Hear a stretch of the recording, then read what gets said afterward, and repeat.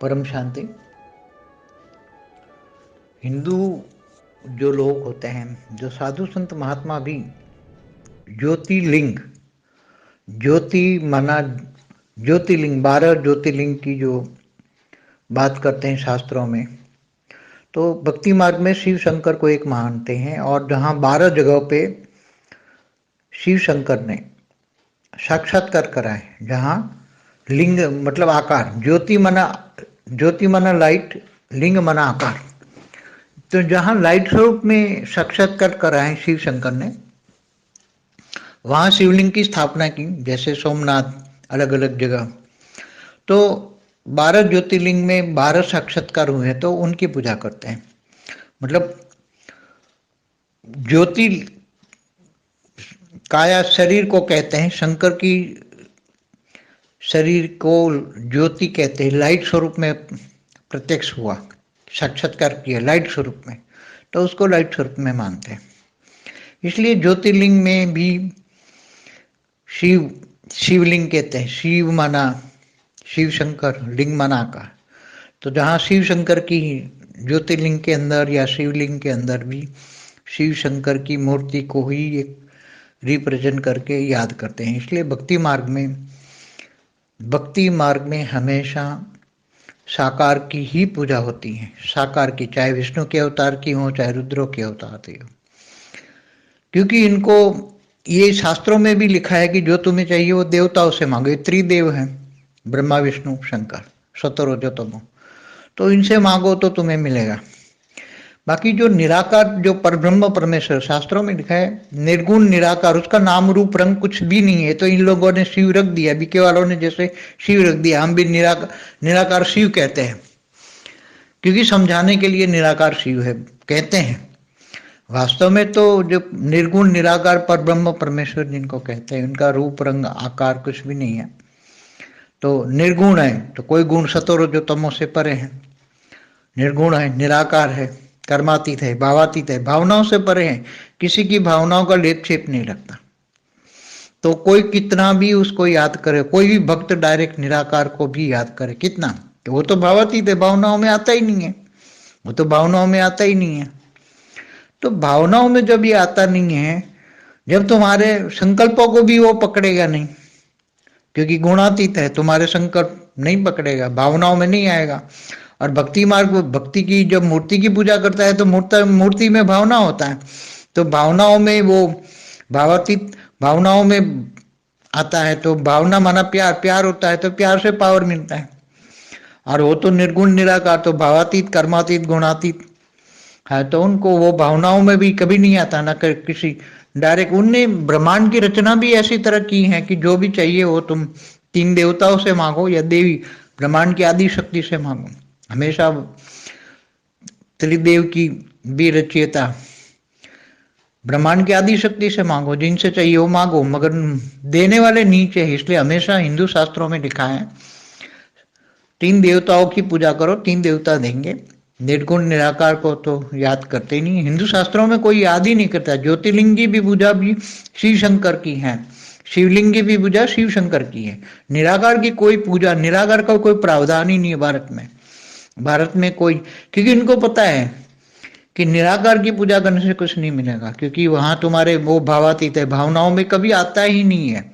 भावातीत, कर्मातीत, गुणातीत वाला कैसे तुम्हारे संकल्प वहां पकड़ेगा। और परम धाम तक तो संकल्प किसी के जाएंगे नहीं, ज्यादा से ज्यादा संकल्प जाएंगे तो विष्णु की बहुत पूजा करो, तब वो विष्णु तुम्हारी विष्णु तक संकल्प जाते हैं और तुम्हें वैकुंठ बुलाते हैं। और शिव शंकर, शंकर को याद करना एकदम साधारण, भूत प्रेत भी याद करते रहते हैं, और वहाँ रहते हिमालय में, तो उनकी साधना करते तो उनको फिर प्राप्ति होती है। क्योंकि महादेव को महादेव इसलिए कहा कि वो किसी असुर ज्यादातर महादेव की साधना करते हैं तो जल्दी से प्रसन्न होते हैं, क्योंकि वो साकार में है। जो महादेव है वो साकार में है, इसलिए जल्दी प्रसन्न हो जाते हैं और वरदान दे देते हैं। भस्मासुर जैसे असुरों को वरदान देते हैं, फिर अपने बचने के लिए विष्णु को आना पड़ता है, और विष्णु फिर उसको मोहिनी रूप धारण करके उसको बचाता है। और विष्णु रहता है विष्णुपुरी में 50% परम तत्व है, तो परम तत्वों की दुनिया जो होती है विष्णुपुरी से स्टार्ट होती है, तो बहुत अलग चीज है। इसलिए दूध जैसा सागर, मतलब परम तत्व जो है तो वो दूध ही जैसा सागर है। धरती में सागर है ऐसा नहीं, परम तत्वों का जो वायुमंडल है, परम तत्वों का 50% परम तत्व है वायुमंडल में, तो वो दूध जैसा सागर है। वहाँ वैकुंठ में जाएंगे तो वैकुंठ एकदम, वहाँ अतीन्द्रिय सुख का अनुभव मिलेंगे। वैकुंठ में रहने वालों को, वैकुंठ में रहते हैं उनको, जितनी भी विष्णुपुरी में रहने वाली आत्मा है उनको अतीन्द्रिय सुख का अनुभव होता है, क्योंकि वहाँ परम तत्व होते हैं। जहाँ परम तत्व परम लाइट होता है वहाँ अतीन्द्रिय सुख होता है।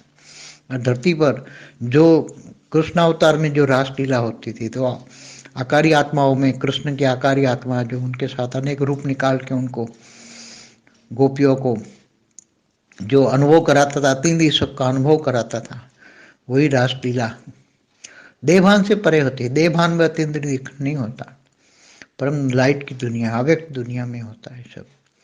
इसलिए निराकार को याद करने से कुछ नहीं मिला। हमेशा वाणियों में भी कहा है, शास्त्रों में भी कहा है। हमेशा भारतवासी साकार को मानते हैं, मूर्ति पूजक इसलिए है।